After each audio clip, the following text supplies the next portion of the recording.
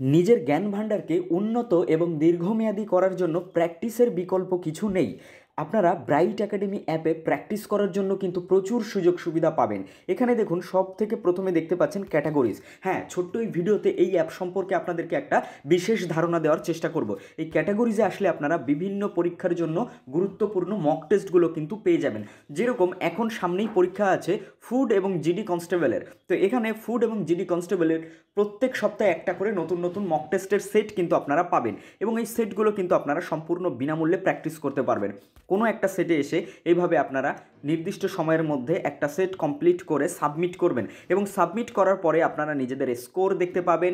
এছাড়া আপনারা আবার হিস্ট্রিতে এসে পুনরায় সেই সেট সম্পর্কে কিন্তু আপনার টোটাল যে অ্যানালিসিস সেটা কিন্তু পেয়ে যাবেন।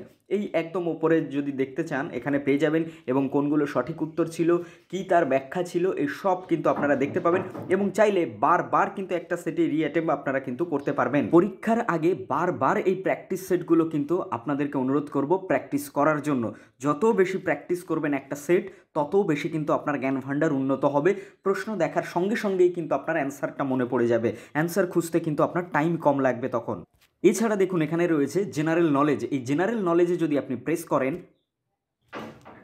এখানে প্রত্যেক দিন কিছু না কিছু জেনারেল নলেজ কিন্তু আপনারা পেয়েই যাবেন, এবং প্রিভিয়াসে প্রেস করে আগের দিনের যে জেনারেল নলেজটা আপডেট করা হয়েছিল সেটাও কিন্তু এখানে দেখতে পারবেন। দেখুন, এই ফাংশনটা সম্পূর্ণ ফ্রি, তা বলে অবহেলা বা ইগনোর করা চলবে না, কারণ আপনারা একদিন দেখলেই বুঝতে পারবেন যে এই নলেজগুলো সত্যিই কিন্তু আপনার দরকার। এরকম আরও অনেক নতুন নতুন ফাংশন আমাদের এই অ্যাপে আসবে, তাই আমাদের এই অ্যাপটি 2 থেকে 4 দিন পরপরই কিন্তু আপডেট চাইতে পারে। আপডেট আসলে অবশ্যই আপনারা আপডেট করে লেটেস্ট ভার্সানটা ব্যবহার করবেন।